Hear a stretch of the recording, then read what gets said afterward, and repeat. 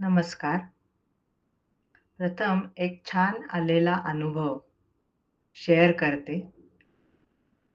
परवा 26 जानेवारीच्या सुट्टीला जोडून शनिवार, रविवारची सुट्टी आल्यामुळे माझा 3 वर्षांचा नातू खूप दिवसांनी 2 दिवस माझ्याकडे राहायला आला.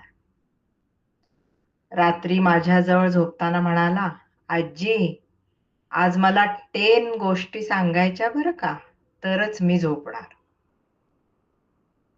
मला जाणवले माझ्या मराठीतून सांगितलेल्या छोट्या-छोट्या गोष्टी तो मन लावून ऐकत होता.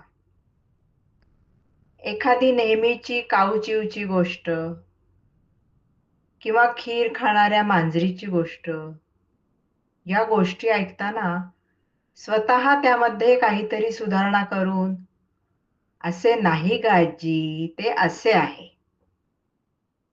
चक्क असं म्हणत होता.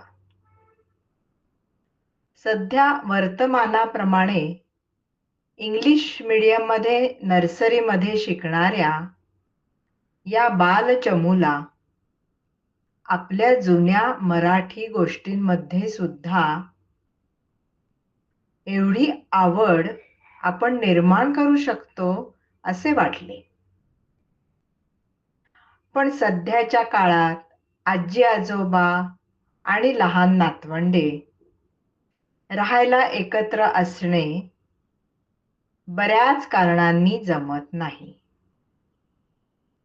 मग मनात आले, या छोट्या बाळगोपाळांना मराठी भाषेतून छोट्या-छोट्या गोष्टी सांगून त्यांची मातृभाषेची गोडी वाढवता येईल का?